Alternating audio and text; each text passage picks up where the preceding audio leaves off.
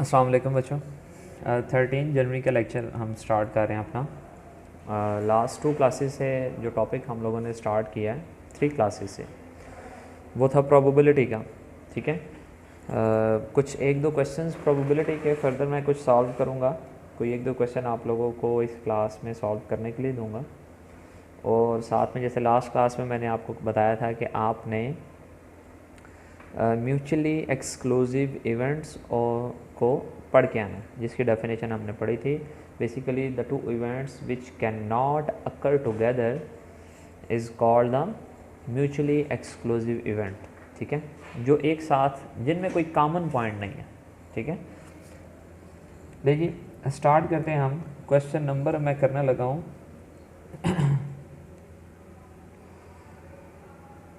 Question number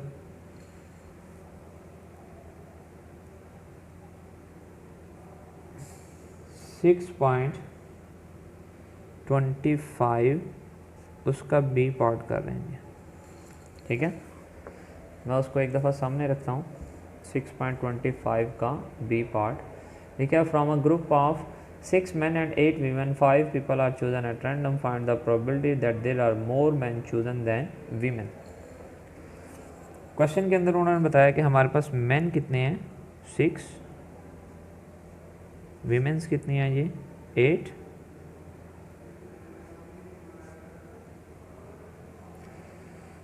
total कितने हो गए हमारे पास, यानी कि टोटल मेंबर्स कितने हो गए हमारे पास 14। सिलेक्टेड कितने हैं 5 उन्होंने सिलेक्ट किए हैं जी।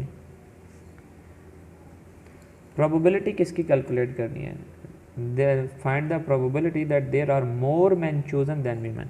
वो कहते हैं कि 5 मेंबर सिलेक्ट किए हैं, प्रोबेबिलिटी बताएं कि मैन ज़्यादा हैं। मैन कैसे ज़्यादा होंगे 5 में, कि अगर वो कम अज़ कम 3 होंगे तो वो ज़्यादा होंगे, 3 होंगे तो मैन ज़्यादा होंगे, 4 होंगे तो मैन ज़्यादा होंगे, 5 होंगे तो मैन ज़्यादा होंगे। ठीक है, इसका मतलब है प्रोबेबिलिटी ऑफ मोर मैन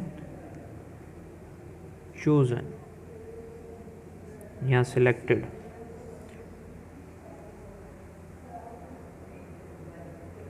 ठीक है,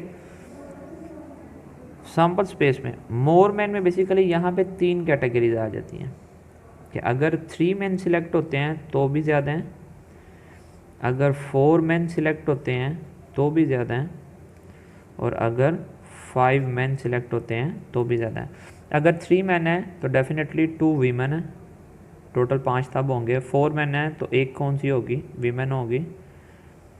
और अगर 5 मैन होंगे तो वीमेन कितनी होंगी, 0 होंगी, क्योंकि टोटल 5 सिलेक्ट हो रहे हैं, 0 वीमेन। तो बेसिकली ये 3 कैटेगरीज हैं। सैम्पल स्पेस में हम लिखेंगे कि out of 14 members 5 members are selected at random. अगर 3 मैन है तो 6C3, 3 man and 2 women 8C2.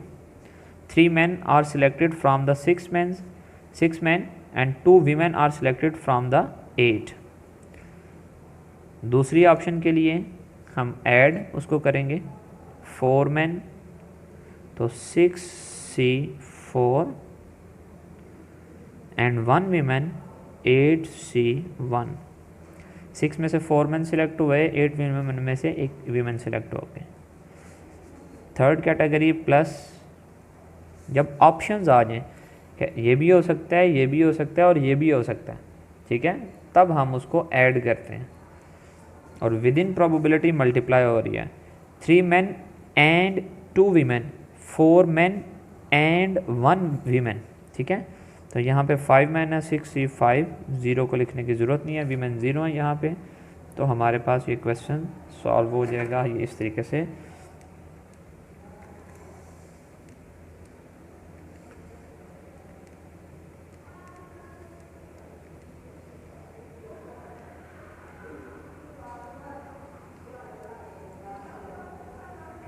हमारे पास आ गया 2002 और ऊपर हमारे पास आ जाएगा जी 2002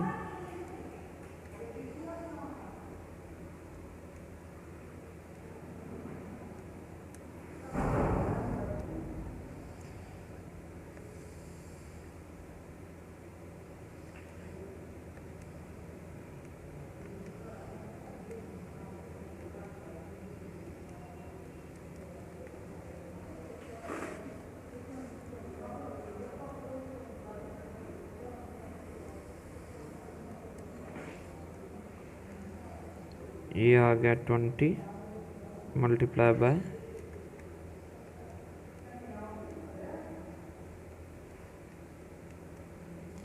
ये आ गया 28 प्लस 8C1 8 आ जाएगा मल्टीप्लाई बाय 6C4 करेंगे तो 15 आ जाएगा प्लस 6C5 करेंगे तो 6 आ जाएगा।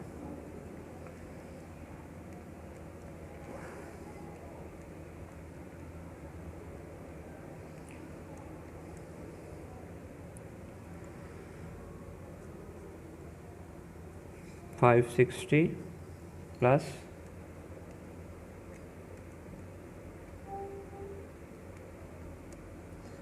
120 प्लस 6 डिवाइडेड बाय 2002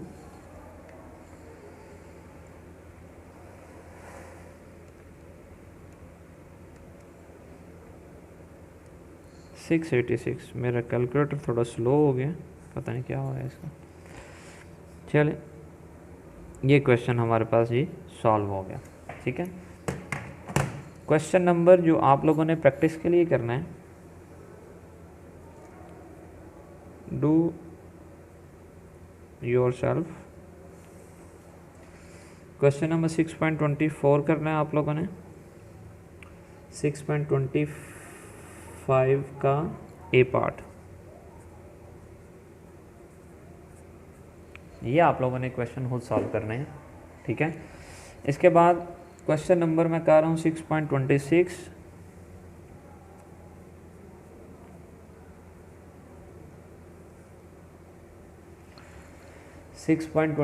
क्वेश्चन मैं सॉल्व कर रहा हूँ जी।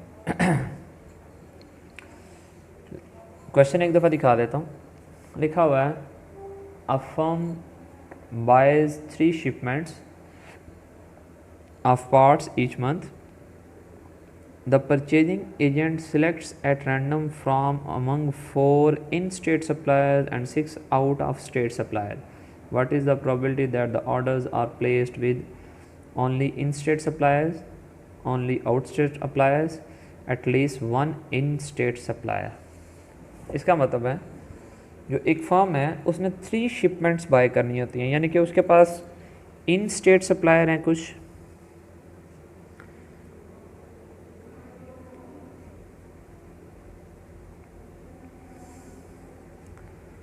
इन स्टेट सप्लायर उसके पास कितने हैं जी, 4। आउट स्टेट सप्लायर कितने हैं उसके पास, 6। टोटल सप्लायर्स कितने हो गए,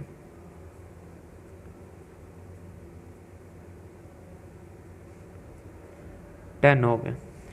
जो फर्म है वो बाय कितने करती है, यानी कि कितने शिपमेंट्स जो है वो सिलेक्ट करती है, वो 3 करती है। तो कहते हैं कि प्रोबेबिलिटी बताएं कि उसने जो 3 शिपमेंट्स जो हैं बाय की हैं वो इन स्टेट सप्लायर से किए हैं। लेकिन जी फर्स्ट पार्ट उसका probability of in state supplier कि उसने जो 3 शिपमेंट सेलेक्ट किए हैं वो इन स्टेट सप्लायर से किए हैं। बड़ा सिंपल है क्वेश्चन, सिर्फ थोड़ा सा डिफरेंट है। Out of 10 total suppliers 3 are selected and these 3 are selected from the in-state supplier 4C3 कि ये जो 3 शिपमेंट्स उसने बाय किए हैं वो किन से किए हैं जी, इन स्टेट सप्लायर से सिलेक्ट किए हैं उसने। 4C3 करेंगे तो वो 4 आ जाएगा डिवाइडेड बाय 10C3 करेंगे, अच्छा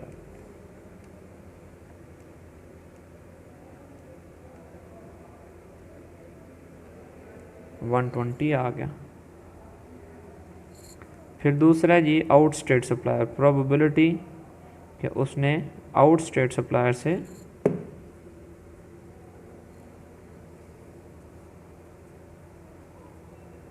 बाय किया जी। सैम्पल स्पेस तो वही होगी 10C3। अगर आउट स्टेट सप्लायर से किया तो उसे क्या लिखेंगे, 6C3। 6C3 करेंगे तो 20 आ जाएगा डिवाइडेड बाय 120। 4 है जी, सॉरी थर्ड हमारे पास आ गया। Third part, at least one in state supplier.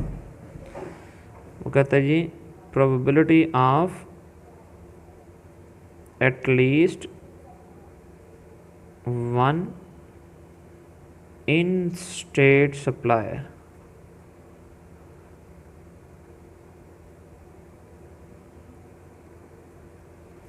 At least one in state supplier है जी, ठीक है। अगर at least one in state supplier है तो इसका मतलब greater than equal to one in state supplier होगा। उसके अंदर वन इन स्टेट सप्लायर भी हो सकता है, उसके अंदर टू इन स्टेट सप्लायर भी हो सकता है, और उसके अंदर थ्री इन स्टेट सप्लायर भी हो सकता है, सेम जिस तरीके से ये मैंने बताया। अब मैं यहाँ पे उसको दोबारा से इस तरीके से नहीं बताऊँगा, डायरेक्ट लिखूँगा। प्रोबेबिलिटी सैम्पल स्पेस क्या होगी 10C3। अगर एटलीस्ट वन, उसके अंदर वन वाले देखें तो अगर वन इन स्टेट सप्लायर होगा तो वो 4C1, one in state and two out state.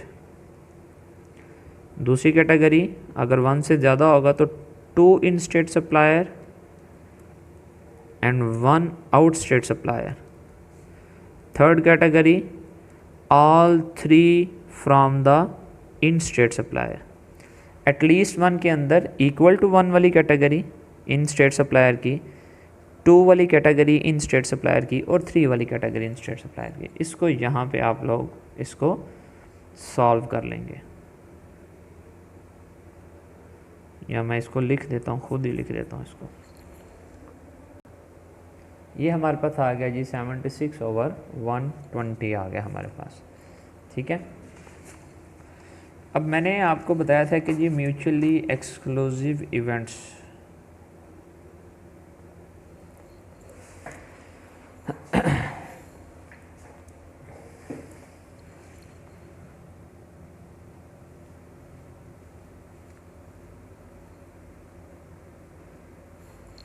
देखें जी म्यूचुअली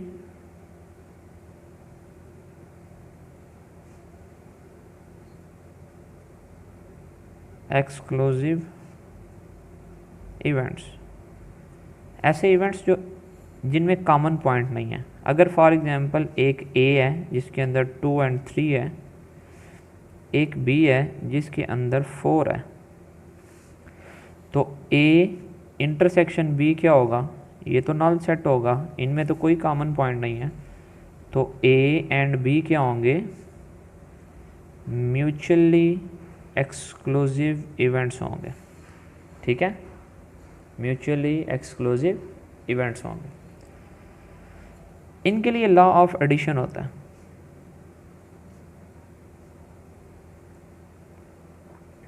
लॉ ऑफ एडिशन किसके लिए, म्यूचुअली एक्सक्लूसिव इवेंट्स के लिए। अगर दो इवेंट्स हैं तो उनकी probability of A union B, union में ऐड होती हैं प्रोबेबिलिटीज़, इसलिए इसको लॉ ऑफ एडिशन बताया जा रहा है। वो क्या होगा कि probability of A plus probability of B, probability of A union plus में चेंज हो गया प्रोबेबिलिटी ऑफ बी।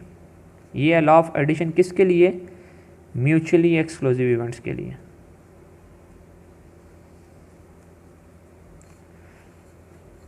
दूसरी इसकी कैटेगरी क्या होती है, नॉन म्यूचुअली एक्सक्लूसिव इवेंट्स।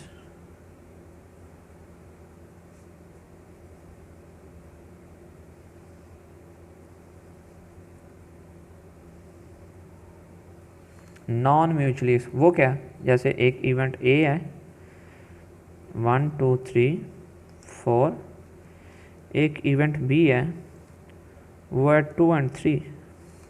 तो अगर इनका कॉमन पॉइंट देखा जाए, इंटरसेक्शन देखा जाए, तो ये तो है ना, इनमें कॉमन पॉइंट 2 और 3 है, तो यहाँ पे ए और बी क्या होंगे, A and B are non mutually exclusive events, ठीक है। इनके लिए जो लॉ ऑफ एडिशन होगा, अब ये लॉ ऑफ एडिशन मैं किसके लिए बता रहा हूँ जी, नॉन म्यूचुअली एक्सक्लूसिव इवेंट्स के लिए, ठीक है। वो होगा probability of A union B is equal to probability of A plus probability of B minus probability of A intersection B. जो नॉन म्यूचुअली एक्सक्लूसिव इवेंट्स होंगे उनका जो कॉमन पॉइंट होगा उसको हम क्या करेंगे, माइनस करेंगे। यहाँ पे दोनों प्रोबेबिलिटीज़ को ऐड करके जो उनका कॉमन पॉइंट होगा उसको माइनस कर देंगे। ठीक है, इनके वैसे प्रूव हैं लेकिन वो आपके सिलेबस में नहीं है, तो इसलिए हमें उसको करने की ज़रूरत नहीं है। तो अब हम चलते हैं इसके क्वेश्चंस की तरफ।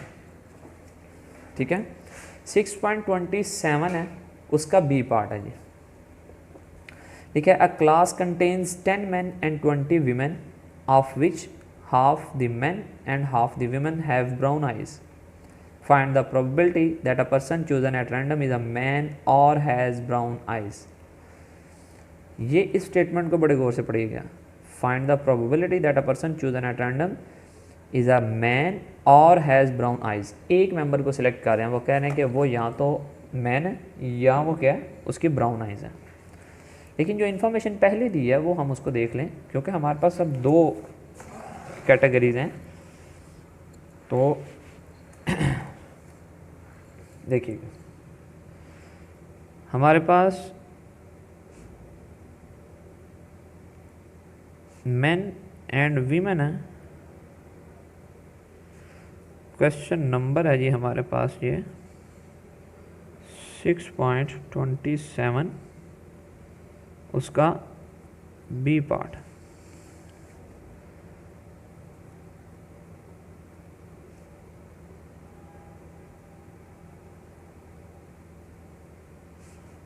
ये मैं एक टेबल बना रहा हूँ जो इन्फॉर्मेशन उन्होंने हमें दी है।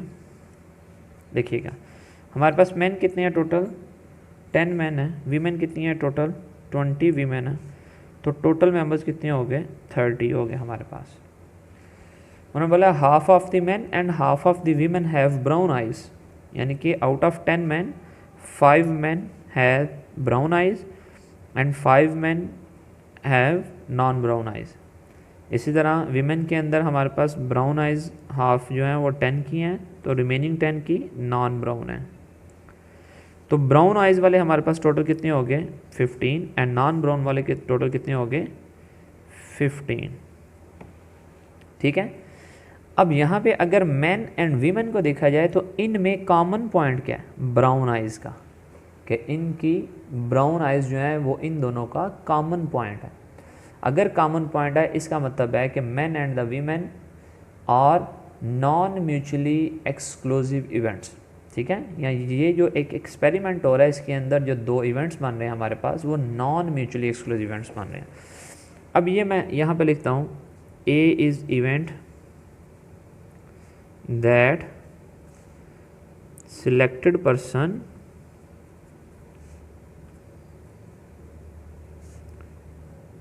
is a man or has brown eyes। ठीक है,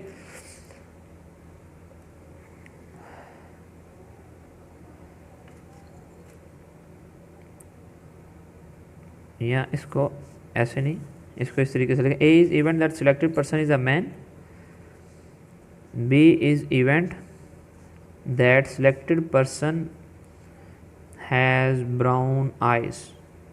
A और B मैंने दो सेपरेट कर दिया। तो हमें प्रोबेबिलिटी क्या पूछी है, find the probability that selected person is a man और the selected person has brown eyes. Probability of A union B। यहाँ पे रूल कौन सा लगाएंगे, ये वाला लगाएंगे, क्योंकि मैन एंड वीमेन के अंदर ब्राउन आइज़ जो है ये एक कॉमन पॉइंट है कि मैन की भी ब्राउन आइज़ हैं और वीमेन की भी ब्राउन आइज़ है, जो इन्फॉर्मेशन उन्होंने हमें बताई है। तो probability of A plus probability of B plus minus probability of A intersection B. ठीक है जी, तो probability of A, selected person is a man, man कितने हैं हमारे पास 10 और टोटल कितने हमारे पास sample space selected person is a man, ठीक है। मैन हमारे पास कितने हैं टोटल 10 और हमारे पास ग्रैंड टोटल कितना है 30, तो उसकी प्रोबेबिलिटी क्या होगी 10/30। बी क्या रिप्रेजेंट कर रहे हैं, selected person has brown eyes, brown eyes वाले हमारे पास टोटल मेंबर्स कितने हैं, वो 15 है और divided by 30 sample space minus A क्या है मैन और बी क्या है ब्राउन आइज़। इन दोनों का कॉमन पॉइंट क्या है इस टेबल के अंदर, देखा जाए तो ये वाला इन दोनों का कॉमन पॉइंट है। मैन एंड ब्राउन आइज़ का जो कॉमन पॉइंट है वो क्या है 5 हमारे पास, तो वो 5 डिवाइडेड बाय इसकी प्रोबेबिलिटी क्या होगी 30। तो ये हमारे पास आ जाएगा 10 + 15 - 5/30, आंसर आ जाएगा 20/30। यहाँ पे इसका एक अल्टरनेटिव मेथड भी है, यहाँ पे probability of A intersection B है ना, ये अल्टरनेटिव मेथड मैं आपको बता रहा हूँ। तो आप ये 5/30 की जगह पे 5/30 की जगह पे आप लिख सकते हैं probability of A into probability of B. जब इंटरसेक्शन होता है तो प्रोबेबिलिटीज मल्टीप्लाई होती है ना, तो प्रोबेबिलिटी को ए पे अप्लाई किया तो प्रोबेबिलिटी ऑफ ए इंटरसेक्शन की जगह पे मल्टीप्लाई, प्रोबेबिलिटी को बी पे अप्लाई किया तो प्रोबेबिलिटी ऑफ बी। तो प्रोबेबिलिटी ऑफ ए 10/30 है, प्रोबेबिलिटी ऑफ बी 15/30 है, तो ये 150/900 होगा। तो ये भी बेसिकली क्या बन जाता है हमारे पास 5/30 और ये भी 5/30। तो बेशक आप इस तरह इस टेबल से देख के डायरेक्ट प्रोबेबिलिटी लिख सकते हैं और इंटरसेक्शन वाला भी मेथड अप्लाई आप कर सकते हैं, जो आपको इजी लगे आप उससे कर सकते हैं। ठीक है जी, ये था फर्स्ट क्वेश्चन इसका। एक क्वेश्चन और करने लगा हूँ मैं।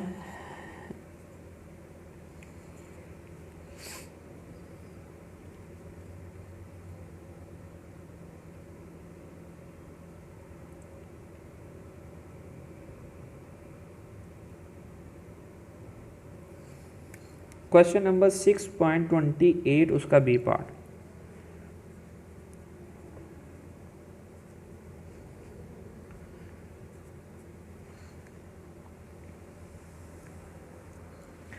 जो आप लोगों ने क्वेश्चन करना है सेम इस तरह का, वो 6.27 उसका सी पार्ट आप लोगों ने करना है। Do yourself.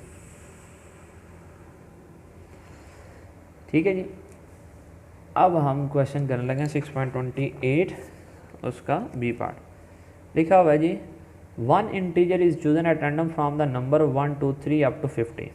एक इंटीजर सिलेक्ट करना है 1 to 50 तक। What is the probability that the chosen number is divisible by 6 और बाय 8। लें जी, हमारे पास सैम्पल स्पेस जो है वो 1 से लेके